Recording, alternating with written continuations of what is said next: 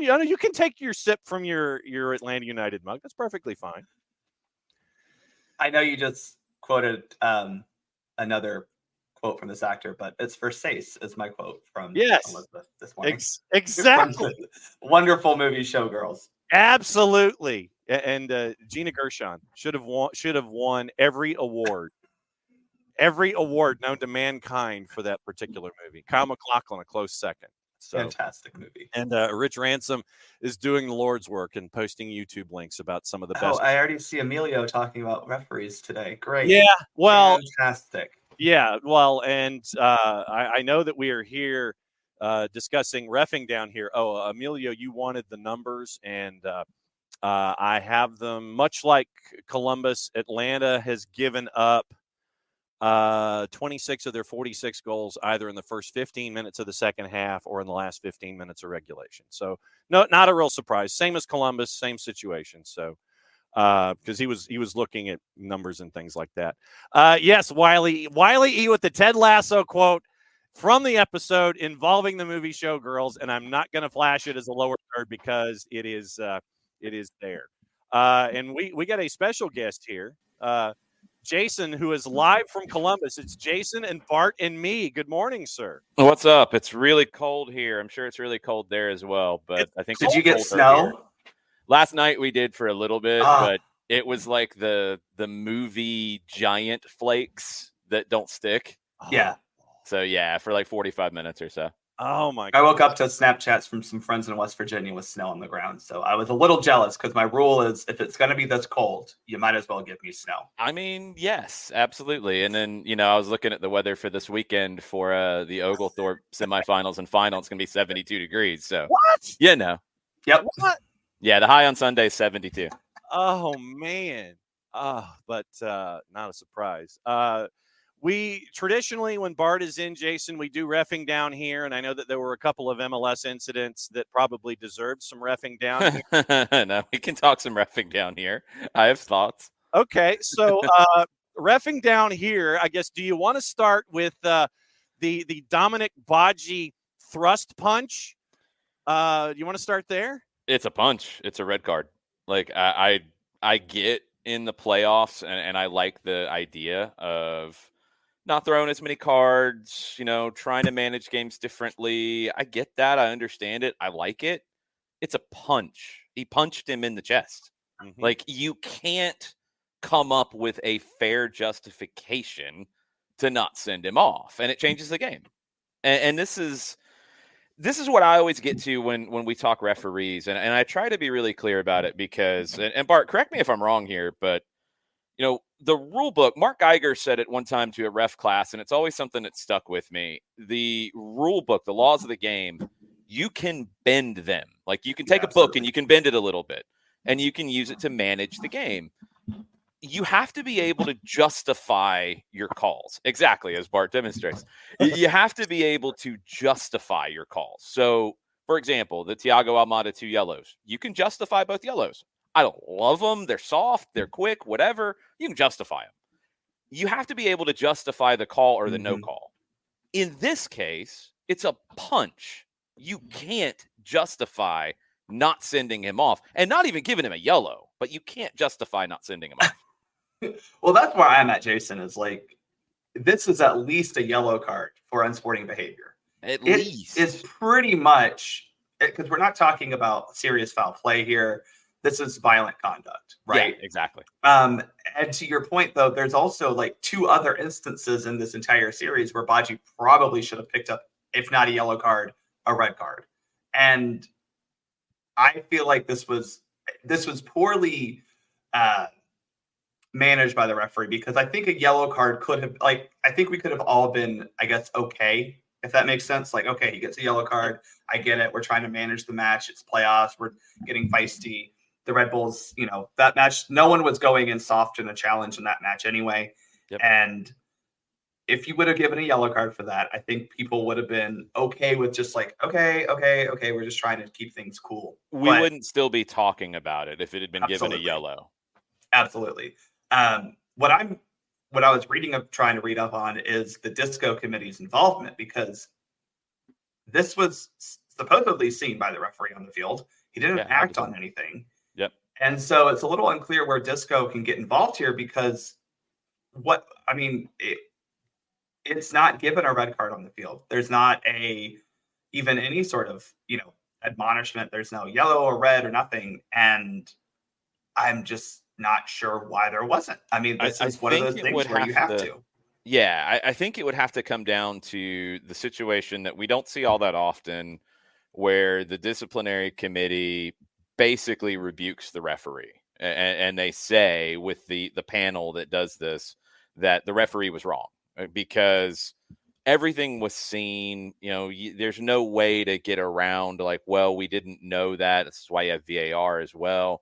The disciplinary committee would have to come in and say that either the VAR or the referee or both 100% got it wrong. And this is the kind of situation where, honestly, I feel like they should. It doesn't end up helping the Red Bulls really that much. And I hate to be caping for the Red Bulls here, but they should have had 45 minutes with a man advantage where that game could have turned in a very different way. Yeah, absolutely. And that's where these things do matter in the refereeing decision. Is I know you want to be fair, but it's not fair to the Red Bulls as if they deserve fairness. But it's not fair to the Red Bulls to allow Don Baggi to stay on the field, especially because then he's highly involved in the second goal that they score. Yeah, it's a frustrating one. I think they got it wrong. I think there are limits to these things. Like, you can let play go, and you can let play go with warnings, and you can even let things that maybe would be a red be given a yellow. Sure. I'm all with that, but striking someone, punching someone, that's past a line that you can be flexible, in my opinion. I think that has to be given a red, and it should have been given a red on the field. And the VAR, if it wasn't, should have recommended the review to give the red. And if they got it wrong, then Disco needs to step in, and Baggi needs to be suspended for game 2. Yeah, I think that would be the right thing to do. Incident number 2. New England and Philadelphia, where New England, we don't have an injury update on Carlos Heel, but he took a nasty shot, and he had to leave the match. And we always talk about game state and not having one of your studs. No card here either. Yeah, it's got to be a yellow in my mind. You can't go red here because it's not serious foul play. It's not violent conduct. It is a very hard foul, not playing the ball. It's a statement foul, and it's the kind of play that Philly does, and it's something they do very well. And it's something that, frankly, they get away with often. And that's something that when you go back and you listen to some of the conversations that MLS referees have had about preparing for games, and yes, they prepare for games just like coaches and players do. They know how teams play. And when Philly gets away with those kinds of situations so often, it's very frustrating because for me, if I'm in charge of Major League Soccer, that's not what I want. I don't want my number 10s in this league getting poleaxed early in a game and having to leave a playoff game. And the shot that infuriated me watching this is in the background, you can see the cheering from Philadelphia players of the hit on Carlos Heel. It looked like the Cobra Kai watching LaRusso get beat up in A Karate Kid. Like, that's what it looked like. I thought one of them was going to yell, "Get a body bag." It's awful soccer. I'm sorry. You can talk about tactics and pressing and all that. This has nothing to do with any of that. This is bully ball, and Philadelphia gets away with it. It's got to be given a yellow. You can't go red there, and that needs to be understood. No matter, he injured him. Okay, you can't go red there. It's not a red card foul, but you can go yellow, and you can try to get the game under control, and they didn't, and it had a huge impact on the game. Yeah, it's not in the laws of the game necessarily, but our kind of 3 standards for fouls and how they elevate. You would say a careless foul, a reckless foul, and then there's serious foul play. This was a reckless foul. It was borderline serious foul play, to your point, Jason, but reckless and intentional, right?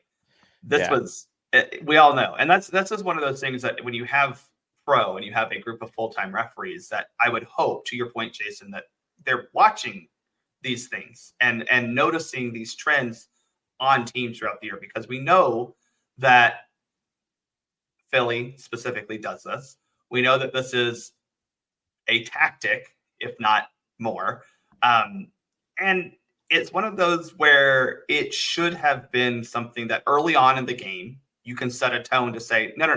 We can play hard. We can play physical. We can be aggressive. We can be, a little uncontrolled at times. But when we're getting to this level of what looks to be almost intentionally trying to hurt players, then we do need to step it back. And that should have been a yellow card. And it wasn't like early in the match either. If I recall, it was 20 something minute. Like, that's not an early yellow card for a foul like this. You know what I'm saying? I think it was after the 10th, if I remember right. I think it was was between it? the 10th Okay. and the 20th. So, but yeah, you're right. It's in that frame where you can go yellow there. It's not feeling too egregious to set that tone with that yellow in that moment. And I think the severity of the hit gives you the license to go yellow there to set that tone. And the question I would have for you, Jason, is, we talk about red cards or things we never ever want to see in a match, right? So, like, sure, we don't want the Dom Baggio incident. We don't ever want to see someone striking another player like that in a match. Yeah. Yellow cards, we try to say, are things we don't want to see a lot of in a match. And so the standard is,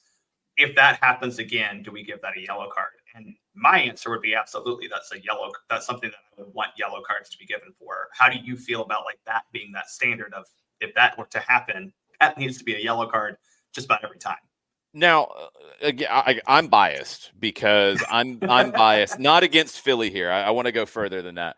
I'm biased in that I am a proponent of attacking play. I'm a proponent of creative play. I want players to have the ball. I'm sorry, goalkeepers, defenders, I'm on the other side of this. Like, I want attacking, creative, exciting play. So, in my mind, those kinds of fouls have to be yellow cards, because there's no intent to play the ball. You're not making a soccer play there. You're trying to hit someone to send a message. And I don't want to see this league be a league where attacking players aren't allowed to play. Not that they get license, and that's not what I want to see. This isn't like the NFL conversation about overly protecting the quarterback or protecting wide receivers, but you do have to protect these players to a degree, because in that situation, Carlos Heal's helpless. Like, he gets whacked. Right. And I think those have got to be yellow cards to set that tone. I'm fine in playoff games, especially and late in the season, and trying to let the game play. I'm fine with referees having lots of conversations with players. I like that. I'm good with bringing guys together. Like Ismail Elfath, to me, I love the way he manages the game. He uses his personality. He'll give you that look. He'll pull you in. He'll slow the game down to make his point. Like, I love it because he doesn't have to just throw cards. That's great. But there are certain things to me that are just non-negotiable about throwing cards. And that kind of a hit on a number 10 in that game, to me, that's a yellow. No question. Yeah. So I would agree. So then my other question in this, and Jason, I'll start with you here. Why, and I don't know, maybe he's got more gold stars that we don't know about. Why was Pierre-Luc Lazier the guy in the middle for a Philadelphia-New England matchup? I wish I knew. I mean, he's a referee who, I think that was his 41st game in the league, if I remember the numbers right. This is his first year as a regular in the league. I was a little surprised he got the center for that one. And I was a little surprised based off the way he referees games that he got the center for that one. Referees have personalities. And I mean, you can look at the numbers and you can just watch with the eye test.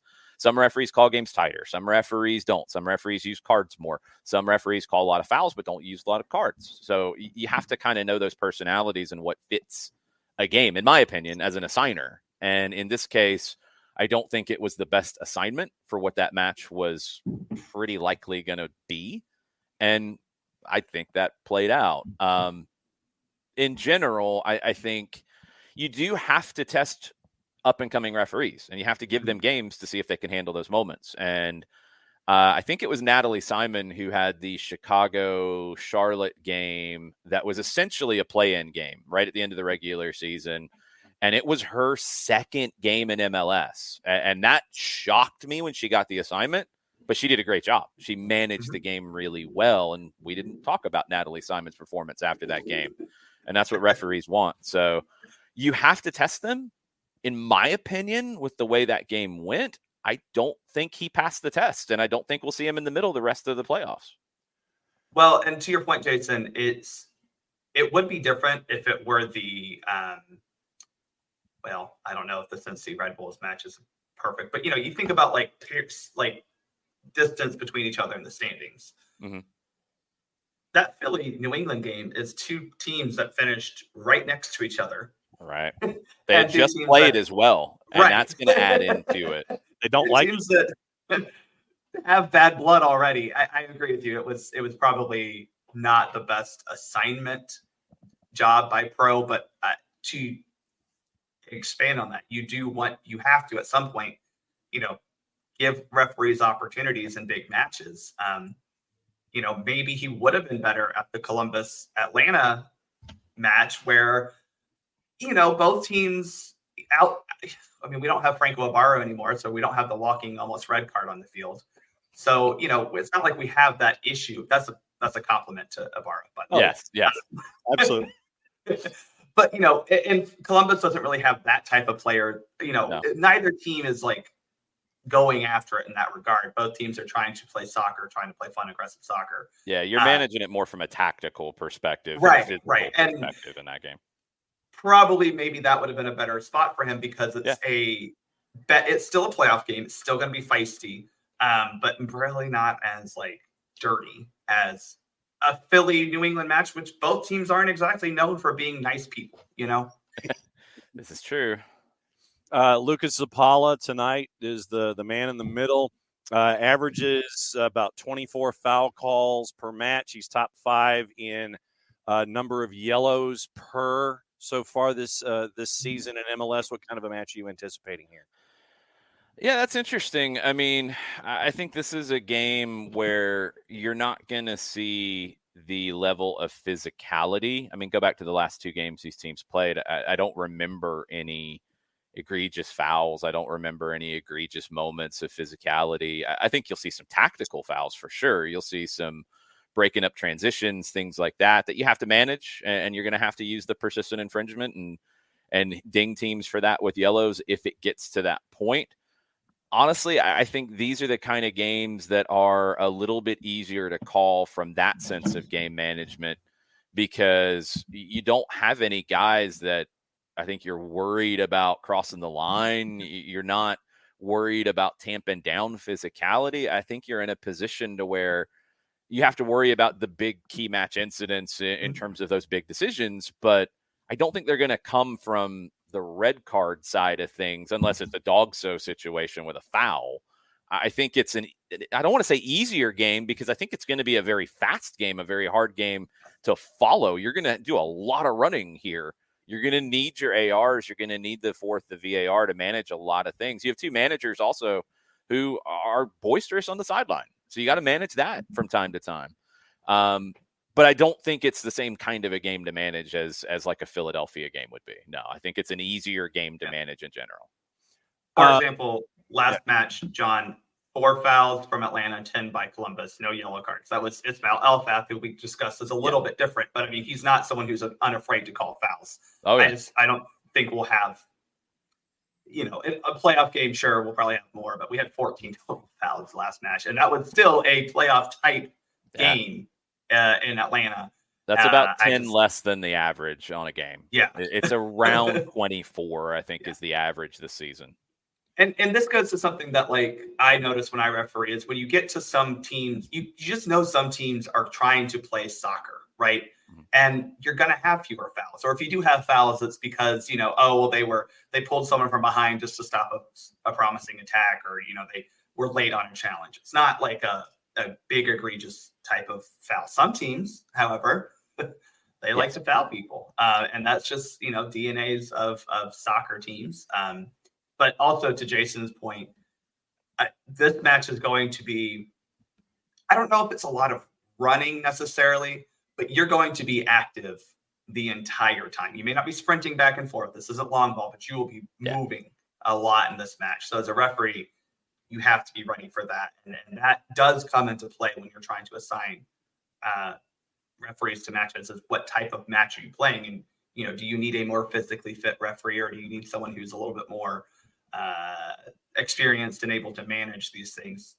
You know, a lot of factors go into that. That's a really great point, and it's something that doesn't get brought up enough about the fitness of referees, because it affects your decision making, and these referees have to be incredibly fit across the board. There's a baseline that's very, very high, but there are referees who can handle the back and forth matches better, and there's referees who probably don't want on those games as much, but there's going to be other games that are really well suited to them. So the personality of referees and the characteristics they bring in, it's just like players and coaches. They're going to affect the game. They're part of the game. The assignment is critical to get it right, and it's something that I hope Pro continues to improve, getting the right referees on the right games. All right, so partner, what kind of a match are you expecting tonight? Obviously, you know Thiago Almada. What's it been like up at the Children's Healthcare of Atlanta training ground? I think Atlanta United's in a really good place coming into this game, and I know that might sound weird without Thiago Almada, but that second half against Cincinnati and showing the grit and the defensive strength that they did playing with 10, I think it gives them a lot of confidence for playoff soccer. And look, playoff soccer is different. It's now this series and the best of 3 format, it's actually really interesting in the way that it's played out. I think the game ones have been better across the board because of this format. Game ones typically in a aggregate series are very cagey, very defensively oriented, especially for the team on the road. In these series, now the home teams have had the great level of success here. They've won every game but one. But you look at the 5-2 with Vancouver and LAFC. Vancouver's in that game pretty late. You go back to New England and Philadelphia, even with Philly jumping out to a 3-goal lead. New England's in that game pretty much all the way through. They have opportunities. It's a fascinating one because of that. And I think Atlanta showing that defensive solidity as the season went on. They never lost their ability to turn games late. And the numbers, and I've said it a lot over the past couple of days, but it blows my mind when you have 2 really good teams like Atlanta and Columbus, the difference in their goal differentials after the 75th minute. Atlanta's a +10 after the 75th minute, 21 goals. They've conceded 11, but 21 goals after the 75th minute. Columbus is a -5 after the 75th minute. Yep. They're not a good defensive second half team. They haven't been all season long. Something about the way that they play, does it wear them down a little bit? Do they lose that edge? Do they lose that grip on the game? Can they not maintain it for 90? What is it? It's tough. Personally, I think it comes down to the depth. And I don't think they have the quality of depth that Atlanta does. I think Atlanta has better players on the bench than Columbus, to make it really clear. What I think Columbus is good at doing, and this is a credit to Wilfred Nancy, he's an incredible tactician. And he is really good at hiding the deficiencies in his group and accentuating the positives. So he's able to get more out of guys, but they don't have the same level. And if you look at what they've done in the last 5 games, it's been the same guys who have played. It's been pretty much the same group that's played. It's been pretty much the same group off the bench. Now, he's mixed and matched the pieces. And somebody like Sean Zawadzki is a really important factor tonight, because he's played as a center back on the left. He's played as a center back on the right. He's played as a wing back like he did against Atlanta. He's played as a central midfielder, which is what he came up as. Where he is kind of changes the personality of the group a little bit. So Atlanta's going to have to react to how Columbus plays, not just the names on the team sheet. But Columbus is going to have to do the same, because I don't know what Atlanta United's lineup's going to be. I don't know who's replacing Almada. I don't know what that does to change the tactics, not the game model, not the way that they're going to want to play. They want the ball. They're going to want to have the ball. They're going to want to set up shop in the attacking half. That doesn't change whether Atlanta's been with 3 center backs, with 2, with 3-4-3, with 4-3-3. That hasn't changed. But the tactics to get there will be different with different personnel. And the other thing about Atlanta United as well, think back to it this season, how many times you saw a starting lineup graphic of 11 names on it, and you weren't quite sure what the formation was going to be. Yeah. And then you thought it was going to be one way, and it's not that way. It's actually something different. I would not be surprised to see a little bit of that from both managers, the punch and counter punch of what the team sheet looks like, and then how it actually plays out, and then how it actually changes in the first half in reaction to what the other team does. The chess match in this is going to be amazing for the tactics nerds, for the game model nerds, for the coaching nerds. I can't wait because I love both of these managers and how they approach the game. It's how I feel the game. I love it. And I'm really excited to see Atlanta tonight in a game where all the pressure is on Columbus. Mm-hmm. All the pressure is on Columbus because if they don't win, they can get closed out in Atlanta next week. If they do win, then they're in control. But if they don't win, it's just like a penalty shootout where you go first, where you should have the advantage, you don't convert, all that pressure doubles down on your back. And that's what Columbus is facing tonight. Broadcast plans, what are they, sir? Star 94 tonight. And please, if you guys can share the tweets and messages from Mike and myself, we're on Star 94 starting at 7 o'clock, Five Stripes Countdown. Kickoff 7:55, so we will have a long time to dig into this game. Thank you, Fox, for also being on the TV side. Yep.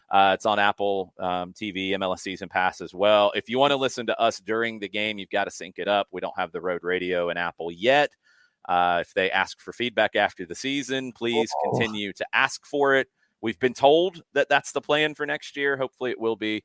But you're going to have to sync us up old school style. You can always listen on the Odyssey app as well. Just point to Star 94, the Atlanta United app, all those things. It's a playoff opener, and it feels like we've been waiting for a while for this. You ain't kidding, especially with the Hallmark movie snowflakes that you guys are getting up there in Columbus. I don't think we're going to get any more. I think we're good with that. It's just going to be cold tonight. And I asked Gonzalo Pineda about that at the end of media availability Monday, and he feels pretty good about playing in the cold. Like, both teams have to adjust to the quick cold.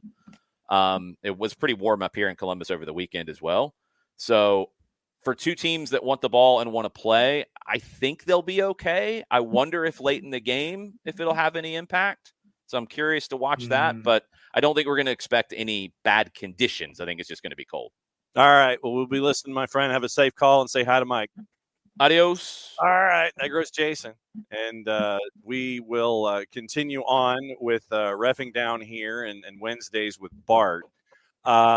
There's stuff to talk about across the board. We can do rapid fire if you wish. We have the two matchups with the women's national team going up against Colombia. What's your Cliff's Notes thoughts on those two? Nobody got hurt. Yeah, no one got hurt. And I think this is I'm really hopeful. My thoughts are I'm really hopeful we have a full-time head coach by December, because I do think Colombia needs to just hire, I forget his name, but the dude who's been the interim / also took over on Andrade was out for the World Cup match. I forget his name, but he's a young guy. He seems to really connect well with the players. Mm-hmm. But they're also in a weird, this time is just weird for both programs because there's nothing really to play for. And you can talk about the Olympics, that's true. But for the U.S., we don't really have a coach. We're kind of transitioning to a new generation, which was needed. But it's not a full transition, which I don't know if that's how it should be anyway. But Twyla's not really picking which way to go. We haven't seen any really new tactics other than, we have Sonnet in the midfield. But it's just a weird period of time. And we saw that mostly in that first game when it was 0-0 on a cold night in Salt Lake. And it just was kind of not a fun match to have to watch. The second match, and we saw in the second half of the second match, was more fun. And I think it was because you had players come onto the field who weren't trying to necessarily play within the tactical framework that they've been having to be put into for the past 3-4 years. And they were trying to play a little bit more free and flowing, which I think is how we should have been playing anyway. But it was definitely more interesting. And I'm hopeful that whoever the new coach is, they get in within the next month and they can take a look at those matches and go, okay, who provides the best chance for us to not just win CONCACAF Women's Gold Cup coming up in February, but also win a gold medal. not who deserves a send-off, but who deserves to actually play on this team. Joey Lynch this morning on the 280 character app. Amidst reports of USWNT interest, Tony Gustafsson was asked by Robbie Thompson of Network 10 if he'll still be the Matildas coach come the Paris Olympics. Quote, I love this team and we have unfinished business to do, end quote. So, yeah, okay. So, take that for. I'm sure we can pay more than Australia can. So, take that with whatever grains of salt you wish. Also, an update through Jonathan Tannenwald, a member of the Super Falcons, has just messaged a reporter saying that she has not received her $60,000 payment yet. Shocking. Hoping that the Nigerian Football Federation will not play any games with their money, pay it to them soon, and they'll be keeping an eye on it, as that individual has long said. So, color me shocked that players ain't getting paid. I mean, I think Colombia is dealing with a similar situation I was reading as well. So, this is just par for the course when it comes to women's international football, where we make a progress, and FIFA I don't want to give FIFA too much credit on anything right now because I'm really mad at them, but to give them some credit, and they did increase the prize money, and part of that, the most of that increase was to the just physical making it to the World Cup and to the players individually. So props to them for doing that, but are they doing anything to put pressure on these organizations, these federations, to actually give that money to the players? I don't see it. And so maybe FIFA needs to figure out a better way for both men's and women's side to get money to the players directly. I think that would be something I would like to see possibly change, rather than just giving it to the federations and saying, well, here's $60,000 per player. Can we just give that money straight to the players? I don't know. That might be an improvement I would like to see, but that would require FIFA to do something that actually benefits the players of the game and not themselves. So. Well, and then there's also bringing on Novak Djokovic to present the female Ballon d'Or. See, I figured for the final. Listen, as a tennis fan, I don't like Djokovic. Sorry, I don't. I'm not. This made me so mad because wait, I'm shocked. I know. It was just I don't watch these things because I don't like. The same with like most of the movie award shows. I'm like, I'll read about it on Twitter. But for this particular award, it's supposed to reward excellence to female athletes. And, there's nothing wrong with having necessarily a male athlete present an award for females, as long as you're also opening. Where's Marta? Right. As long as you're also open to a female athlete, let's pretend Marta doing the award for the, Ballon d'Or for the men's next year. I don't think there's necessarily a problem with either side. Absolutely. I'm gesticulating wildly, so continue. Yeah. But the problem is that Djokovic, is not a male soccer player. He's from a different sport entirely. He also is he's known for not being a great supporter of women getting equal treatment, let alone equal pay. Exactly. And then from the clips I saw and what I read, it's not like he, was talking about great things about women's soccer. He was talking about himself. Duh. We don't need that. What is this? You could have had, I don't know. Anybody. You could have had even if you just have a famous male footballer who won the award come up and say hey, what it takes to win this award and all these types of things. And that person who has won it this year is my best friend, Aitana Bonmatí. That would have been fine. But it's the every single thing, and then you have rightfully the women's players being very upset that they scheduled this almost specifically during a women's international break. Yes. Where, especially a lot of the players were not going to be able to attend this. I mean, I don't think Sam Kerr was able to be there, if I recall, because obviously she was playing some matches in Australia, which shout out to Australia selling out Optus Stadium for their Olympic qualifying tournament. She was kind of busy. Yeah. And so it's just another instance where it's okay, it's just very clear you're not even thinking about the women's side of things when you're planning these things. And that it is all summarized by the fact that we have World Cups chosen, men's World Cup host sites chosen through 2034, but we still don't know where the women's World Cup in 3.5 years is going to be hosted. And we're making a lot of progress. I do not want that to be lost. We're making a lot of progress in visibility, in financial support of the women's game. And it always can be better, that's sure, but we are making progress. But we're not making progress when it comes to organizers at the highest level actually giving time, thought, and energy to the women's side of things because they just don't care. They think they care. Infantino will say he's care. What's his name? Blatter said he's the godfather of women's football, right? They think they care because they did it one time. It's representative of how they live their life with women, John. And that's the bigger thing is they think about their wife, on her birthday and at an anniversary. They don't think about her on a daily basis. Like, oh, well, I have a daughter. Who gives a shit? There's the explicit rating for the day. I thought I was going to do that on the Red Bulls and Cincy thing because they were both kind of being dumbasses in that situation. But dumbass does not go explicit rating. That's fine. Oh, it doesn't? No, not to me anymore. No. Good. No. Okay. Good to know. No, when you drop an S-bomb on the show, that's an explicit rating.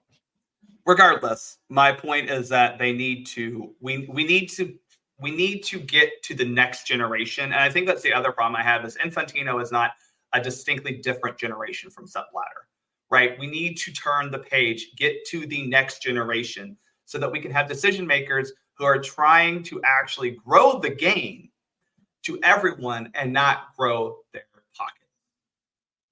Listen, I studied this stuff in college 15 years ago, but I did not pay attention in media law for FCC violations. Sorry. No, I mean, it's, libel and slander, I got you. Well, yeah, but Four Card says it was one of the 7 magic words from Uncle Charlie. But if 12-year-olds are listening to this, great. Listen, I'm the referee who allows them to curse on the field anyway. So yeah. I'm a bad influence. As long as the parents can't hear it, I don't care. Yeah, well. Because when mom hears it, they get mad. Well, all right. So then before we go, let's get into the Kai Wagner alleged situation, but talk about it in a larger. This was the other reason why I was reading the disco stuff, because I wasn't sure where disco can play into this, what all authority it has. But yeah, let's talk about it. It is alleged, and Kai Wagner is still practicing with Philadelphia, getting ready for match day 2, which is coming up in early February. It is alleged that Kai Wagner he spoke a slur to Bobby Wood of the New England Revolution, doing so in German. But the irony of it is that Bobby Wood played 10 years of his career in Germany. So he would understand what Kai Wagner is alleged to have said. Yes. The irony that's attached to that is amazing if it does in fact come to pass. When it comes to on-field behavior, let me phrase it this way. When it comes to on-field behavior and what folks say to one another, when it comes to lines being drawn about what you can and can't say, where are you as an on-field ref when it comes to this kind of stuff? Where are you when it comes to a ref with experience when it comes to hearing these kinds of things allegedly to have been said? I mean, obviously, we can go back to Dante Van Zier and all this kind of stuff. But when it comes to handling it as a center ref, have you or any of your friends or compatriots had to deal with a situation like this? And how do you compartmentalize it? How do you process what's going on in a situation like this? Well, first off, it's hard because as much as you want to support the player who has been aggrieved, you can't just act because they said something, right? I mean, I forget which clip it was, but, there was a clip, I feel like it was from 20 years ago, where a player spit on his own shirt and then said, "Oh, look, he spit on me," So it's I'm not saying you don't believe them. It's just if you don't see it happen, if you don't hear it, if you can't witness and testify to that it happened, it's really hard to act, especially in that moment. And that's where, fortunately, in the modern game, we do have videos of all these things. We have video footage and audio probably of all this incident.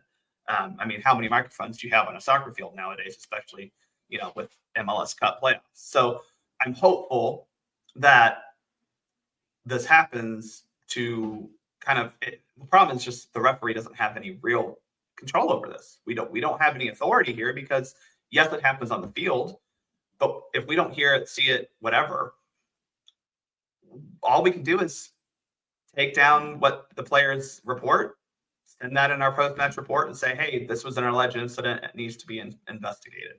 But when it comes to the match itself, we don't really have a whole lot unless we heard it, Yeah. And so that was why I wanted to ask about that when it comes to processing information, because we can all see something on television, and obviously today with all the parabolic microphones and everything, you can isolate and look for game feeds and things like that. But that was why I wanted to ask you about on the field activity and participation and making sure that you're doing your job to the best of your ability with the information that you have on hand. And the problem, John, also is, and I'm not saying that Kai Wagner did or didn't say this, but I can't police every conversation two players have with each other on the field, because then I would have to have 22 of me. Yeah. And we only have 3 referees out there, 4 if you want to give the 4th official any sort of responsibility. It's hard to be involved in all of these things, right? And this is where something that I do truly believe, if I could change something within refereeing of soccer, is to try to find ways to add more officials on the field. I remember, what was it, the mid-2000s, where we had goal line officials, with a stick, not even a flag on it, but a stick. I don't know if that's the route, but there just needs to be more officials on the field to help with stuff like this, because you're going to miss it between the center referee, who again can't be in every position listening to every conversation, to the ARs, who, unless it happens in their little quadrant, the likelihood they see or hear it is very low, and the 4th official, who just stands in the middle and is really more paying attention to what each coach and bench is saying than what's happening on the field. It's hard. And, I'm hopeful that with the amount of technology we have and the amount of just surveillance, if you will, that we have on a field, it will improve, but it's really hard to police these things, because it does happen.